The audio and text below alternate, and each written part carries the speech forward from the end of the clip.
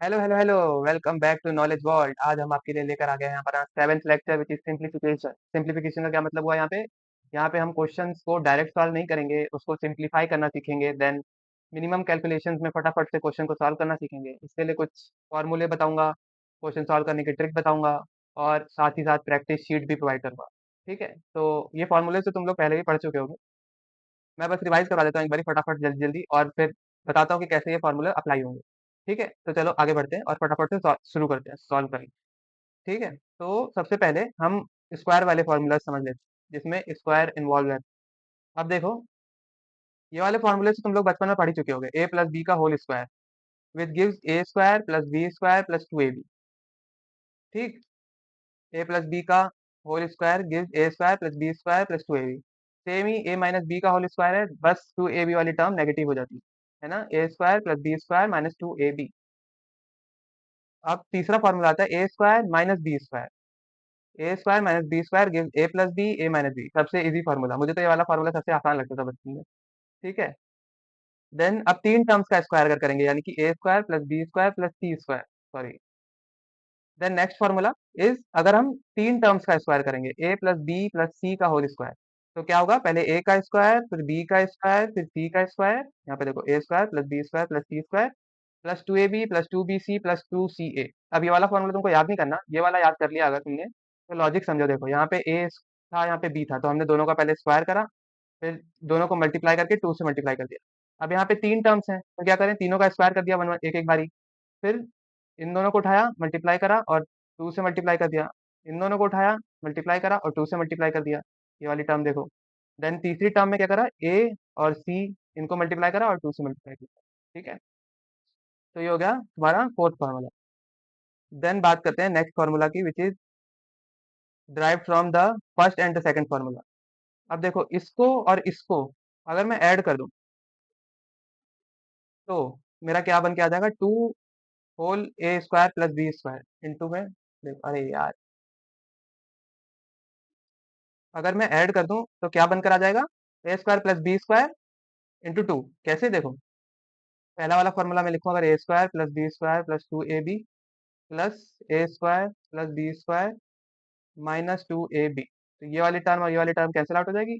To A square plus two B square बच गया, two common ले लिया मैंने, A square plus B square, है ना।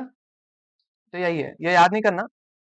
याद हो जाता तो बहुत बढ़िया बात है, जल्दी से क्वेश्चन सॉल्व कर लोगे। अगर नहीं भी होता तो थोड़ा सा ये दिमाग में सॉल्व कर लेना और आ जाएगा आंसर इसका खुद से, तुम्हारे दिमाग में ये खुद ही फॉर्मूला ड्राइव हो जाएगा। ठीक है, अब ए स्क्वायर प्लस, मतलब ए प्लस बी का होल स्क्वायर में से माइनस करना है ए माइनस बी का होल स्क्वायर, तो इससे क्या होगा, देखो a square plus B square plus two A b, इसमें से माइनस करना है क्या, a square plus B square minus two A b. तो ये क्या हो जाएगा, a square plus B square plus two A b minus b a square minus b square plus two A B. ये कैंसिल आउट हो गया, बचा क्या, four A B. This is this, है ना। ठीक है, तो मैं ये सब मिटा देता हूँ और यहाँ पे एकदम साफ सुथरी शीट तुमको प्रोवाइड करूंगा ताकि तुम लोग इसको रिवाइज कर सको, याद कर सको एंड क्वेश्चन सॉल्व कर सको। ठीक है, चलो आगे बढ़ते हैं और बात करते हैं क्यूब वाले फॉर्मूलाज की। अब ए प्लस बी का होल क्यूब करना है तो पहले ए क्यूब, फिर बी क्यूब, फिर three A B into A plus B. ठीक है, अब देखो यहाँ पे प्लस है तो यहाँ पे भी प्लस है, यहाँ पे भी प्लस है और यहाँ पे भी प्लस है। ठीक है, सेकंड वाला फार्मूला देखो, ए माइनस बी का होल क्यूब। अब यहाँ पे देखो, a cube plus b cube plus three A b, a minus b, तुम्हें सिर्फ ब्रैकेट के अंदर का साइन चेंज करना है, यहाँ माइनस तो यहाँ माइनस। ठीक है, इजी। अब देखो, a cube minus b cube, जैसे वहां पे a square minus b square था, है ना। A cube minus b cube क्या होगा, a minus b, a square plus B square plus a b. अब ये देखो यहाँ पे माइनस है तो यहाँ पे माइनस है, एंड यहाँ पे उसका अपोजिट है प्लस। ठीक है, अब ए क्यूब प्लस बी क्यूब की बात करते हैं, तो यहाँ पे हो गया देखो a plus b, a square plus B square minus A b. यहाँ पे कैसे याद करोगे, यहाँ पे प्लस है, पहले वाले ब्रैकेट में प्लस आएगा एंड दूसरे वाले में उसका अपोजिट यानी कि माइनस आएगा। ठीक है, यहाँ पे देखो, यहाँ पे माइनस है तो यहाँ पे माइनस है एंड यहाँ पे उसका अपोजिट है प्लस, ए बी वाली टर्म अपोजिट है। ठीक है, अभी देखो यहाँ पे प्लस है तो यहाँ पे प्लस है और ए बी वाली टर्म नेगेटिव है। ठीक, ऐसे ही याद करना तुम लोग, इजी होगा। ठीक है,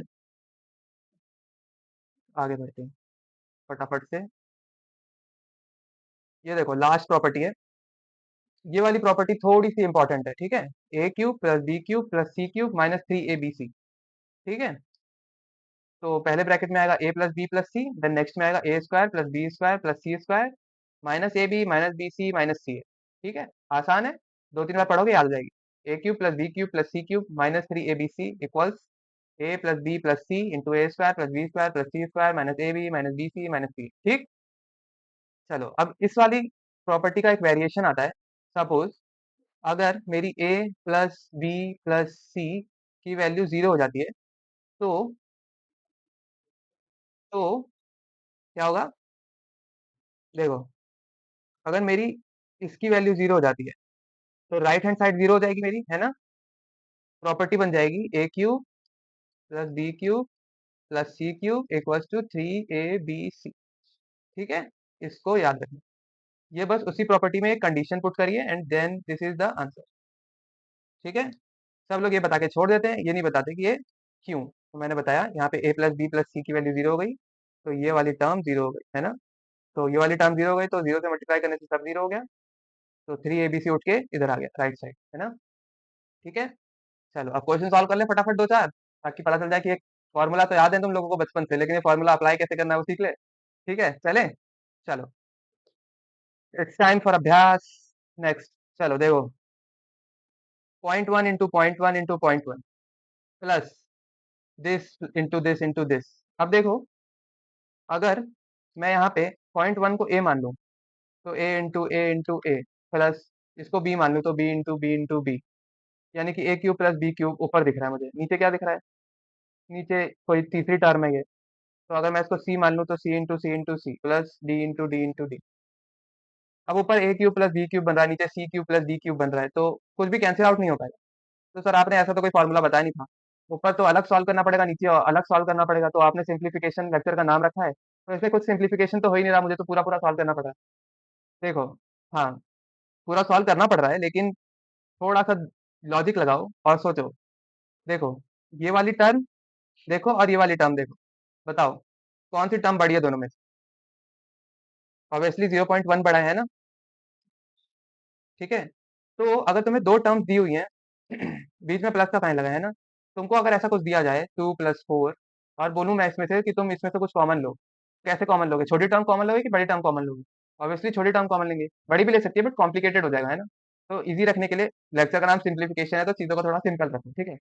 तो हमने छोटी टर्म कॉमन ले ली, तो ये बनकर आ गया ऐसा कुछ, है ना। तो यहाँ पे भी अगर ध्यान से देखो, ऊपर देखो, तो हम 0.02 कॉमन ले सकते हैं, है ना। यहाँ पे 3 बारी है मेरे पास, और यहाँ पे देखो 0.1 को मैं कैसे लिख सकता हूँ, ऐसे लिख सकता हूँ 0.02 इंटू 5। अरे भाई 0.02 को तुम 5 से मल्टीप्लाई करोगे तो 0.1 आएगा कि नहीं आएगा, आएगा ना। 20 को भाई 5 से मल्टीप्लाई करोगे तो 100 आएगा कि नहीं। तो भाई ये पॉइंट्स में है ना। तो अब देखो, ऊपर देखो, अब मैं लिख के दिखाता हूँ तुम्हें अच्छे से।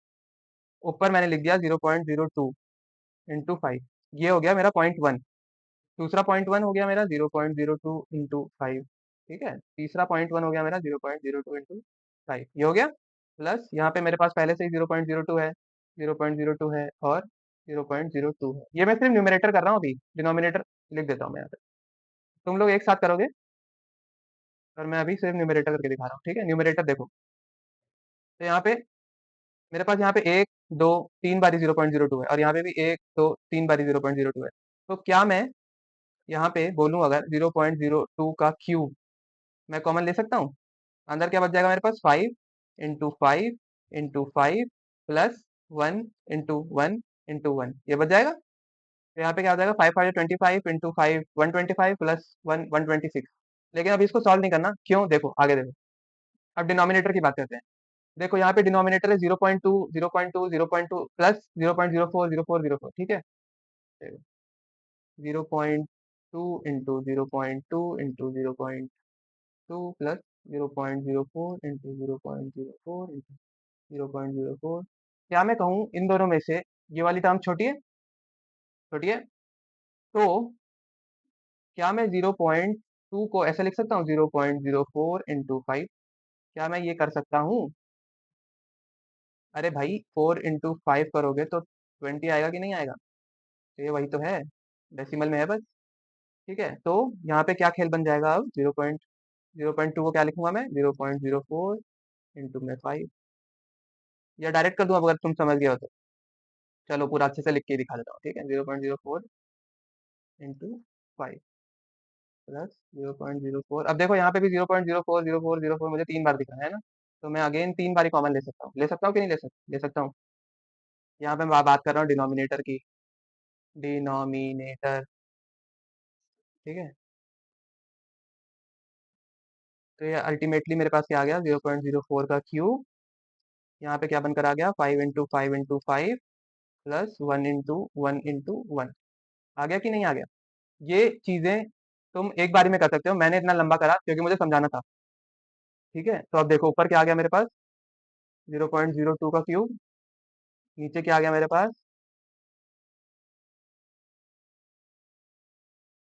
ठीक है, नीचे क्या आ गया मेरे पास? 0.04 का क्यूब।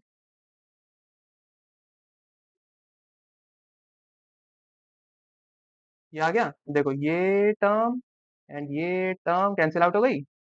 यहाँ पे मैं लिख देता हूँ फाइनल आंसर, है ना। ये टर्म और ये टर्म कैंसिल आउट होगी, मेरे पास क्या बचकर आया? 0.02 अपन में 0.04 का होल क्यूब। ये आ गया। अब देखो ये मुझे सॉल्व करना है, तो ये तो हट गया। मेरे पास क्या बचा? 2/4 का होल क्यूब। ये बचा।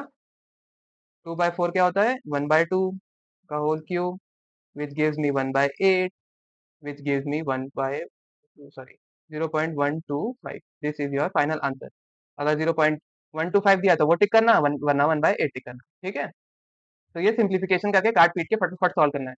ठीक है, बढ़े आगे। चलो अब देखो next question. a minus b का whole square and here b plus a का होल स्क्वायर, और इसको करा है प्लस। ठीक है, नीचे क्या है? A square plus B square, है ना। तो अब बच्चे क्या करते हैं? देखा इन्होंने ए ए माइनस बी का होल स्क्वायर, तो क्या करने लगेंगे? तुरंत रिजॉल्व करने बैठ जाएंगे। कैसे करने लगेंगे? ऐसे करेंगे, a square plus B square plus, sorry minus का है तो यहाँ पे -2, 27.5, 19.3, ऐसे करेंगे। सॉल्व तो ये ऐसे हो जाएगा, पर मुझे नंबर्स लिखने में बहुत टाइम लग रहा है ना।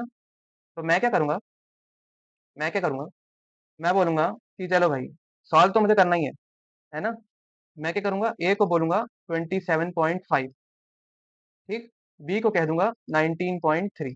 ठीक है, मैंने अज्यूम कर लिया ए की वैल्यू 27.5 है, बी की वैल्यू है 19.3, और मैं इस सारे नंबर्स को रिप्लेस कर दूंगा ए और बी से। अब देखो मेरा क्वेश्चन क्या बनकर आ गया? ए माइनस बी का होल स्क्वायर प्लस, अब देखो बी प्लस ए का होल स्क्वायर लिखूं या ए प्लस बी का होल स्क्वायर, सेम बात है। तो मैंने ए प्लस बी का होल स्क्वायर नहीं किया। नीचे क्या है? A square plus B square. अब मुझे इस वाली इक्वेशन को रिजॉल्व करना है, ए बी के टर्म में है। ठीक है, तो मैंने पीछे बताया था। अब यहाँ पे भी देखो बच्चे क्या करेंगे?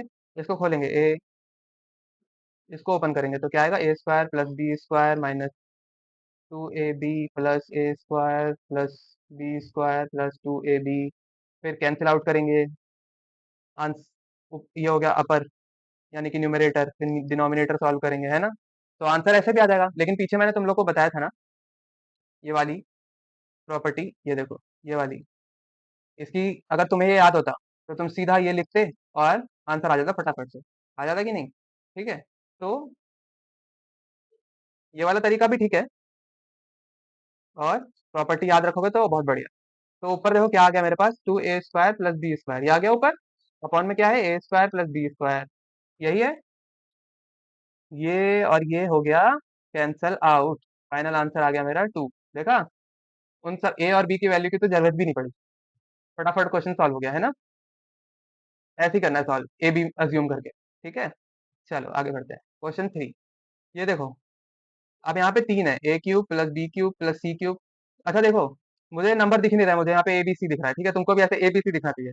ए cube plus b cube plus c cube -3ab ठीक है। अब इसके लिए मैंने तुमको एक प्रॉपर्टी बताई थी, अभी उसकी बात करेंगे। पहले मैं ए बी सी की वैल्यू लिख लूँ। अब ए की वैल्यू क्या हो गई मेरी यहाँ पे? ये हो गई। बी की वैल्यू क्या हो गई? 4.7 हो गई। सी की वैल्यू क्या हो गई? 3.8। अब इसको मैं a cube plus b cube plus c cube मुझे तुम लोग को पढ़ाना है इसलिए मैं ये पूरा-पूरा लिख रहा हूँ। तुम्हारे तो दिमाग में सीधा ये 1.5 तुमको ए दिखना चाहिए, ठीक है? 4.7 बी दिखना चाहिए, 3.8 सी दिखना चाहिए, ठीक है? दोबारा-दोबारा मत लिखना, सीधा नेक्स्ट स्टेप एबीसी से शुरू करना, ठीक है? -3abc। उफ, न्यूमरेटर में हो गया ये, डिनोमिनेटर में क्या बन रहा है देखो, a square plus B square plus c square minus A b minus b c minus c a, यही बन रहा है। मैंने तुमको पीछे एक प्रॉपर्टी बताई थी, है ना? क्या प्रॉपर्टी बताई थी? A cube plus b cube plus c cube minus 3abc equals to a plus b plus c, a square plus B square plus c square minus A b minus b c minus c a. देखो अगर मैं ये वाली property numerator में apply कर दूं, तो ये वाली टर्म जो डिनोमिनेटर में बनकर आ रही है, ये वाली टर्म सेम है ना? तो ये वाली टर्म कैंसिल आउट हो जाएगी, तो मेरे पास न्यूमरेटर में सिर्फ ये बचेगा, है ना? देखो, अब मैं न्यूमरेटर में ही अप्लाई कर देता हूँ, तो मेरे पास क्या बनकर आया, a plus b plus c, a plus b plus c, a square plus B square plus c square plus नहीं माइनस, ओहो, माइनस ए b minus b c minus c, है ना? और डिनोमिनेटर में क्या है मेरे पास? डिनोमिनेटर में मेरे पास a square plus B square plus c square minus A b minus b c minus c a, यही है डिनोमिनेटर में, देखो है कि नहीं ये, है ना? तो अब मेरी ये टर्म और ये टर्म कैंसिल आउट हो गई, बचा क्या? A b c, a plus b plus c. अब वैल्यू पुट कर दो और पाओ आंसर, ए की वैल्यू 1.5, बी की वैल्यू 4.7, सी की वैल्यू 3.8। आंसर जोड़ो इसको, कितना आएगा? 8 7 15, 5 20 2 2 3 5 4 9 1 1 10। आंसर आ गया 10। तो 10 इज योर फाइनल आंसर। आसान था। चलो अब आगे बढ़ते हैं। तो this is my fourth question, 885 into 885 into 885 then 115 115 115। ये भी मुझे कुछ आसान सा लग रहा है, कुछ पैटर्न दिख रहा है। तो मैं क्या करता हूँ, ए को मान लेता हूँ 885 एंड बी को मान लेता हूँ 115। देखो ऊपर क्या बन रहा है, a cube plus b cube, ये मुझे दिख रहा है। नीचे क्या बन रहा है, a square then plus B square then minus A B. ये टर्म तो मुझे कहीं देखी देखी लग रही है। अगर मैं ऊपर वाले को रिजॉल्व कर दूं, किसमें, ए प्लस बी, यहाँ प्लस है तो पहले ब्रैकेट में प्लस, दूसरे ब्रैकेट में क्या आएगा, a plus b minus A b. Minus क्यों? क्योंकि यहाँ प्लस था तो यहाँ पे उसका अपोजिट, है ना? Divide by A square plus B square minus A B. ये एंड ये कैंसिल आउट हो गया, ए प्लस बी न्यूमरेटर में बचा, ए प्लस बी, उसकी वैल्यू क्या है, 885 plus 115 which gives me 1000। This is my final answer. ठीक, ये तो और भी आसान था, 1 मिनट में सॉल्व किया। देख रहे हो कैसे कैसे स्पीड बढ़ती है फटाफट। ऐसे तुम्हारी भी स्पीड बढ़ती जाएगी जब तुम क्वेश्चन सॉल्व करते रहोगे, ठीक है? आगे बढ़ते हैं। अब यहाँ देखो, यहाँ कंफ्यूज करने के लिए लिखा है ऐसे, कंफ्यूज करने की निंजा टेक्निक। ये देखो, ये क्या है, ए को मैंने मान लिया 2.3, ठीक है? तो यहाँ पे हो गया ए क्यूब माइनस, अब ये देखो यहाँ पे लिखा है 0.027। अब देखो, अगर मैं 3 का स्क्वायर करूं तो आता है 9, है? और अगर मैं 3 का क्यूब करूं तो क्या आएगा, 27। तो मुझे यहाँ पे लग रहा है कि 27 ये 3 से कुछ रिलेटेड है, क्योंकि यहाँ पे क्यूब है तो यहाँ पे भी क्यूब होना चाहिए, है ना? जरूर नहीं है, लेकिन क्योंकि ये एफटी का क्वेश्चन है तो यहाँ पे क्यूब बनेगा, क्योंकि एमसीक्यू में हमारे पास टाइम नहीं रहता, फटाफट क्वेश्चन सॉल्व होता है और हर क्वेश्चन में एक ना एक लॉजिक मिलेगा तुमको, ठीक है? तो अगर मैं 0.3 का क्यूब करूं, पहले स्क्वायर करता हूँ, देखो 0.09 आ गया। अब क्यूब करता हूँ, ओहो, क्यूब, तो इसका क्यूब आ जाएगा मेरा 0.027, ठीक है? तो इसका मतलब है कि ये जो बगल में लिखा हुआ है 2.3 के क्यूब के बगल में जो लिखा हुआ है वो और कुछ नहीं बल्कि 0.3 का क्यूब है, ठीक है? तो यहाँ पे बी का क्यूब। अब नीचे देखो, a square plus something plus B square. अब यहाँ पे 0.9 है तो यहाँ से भी वेरीफाई हो गया कि ये तो थ्री थ्री का ही, 0.3 का ही क्या है, स्क्वायर है। अब यहाँ पे दिया हुआ है 0.69, तो एक बार हम वेरीफाई कर लेते हैं।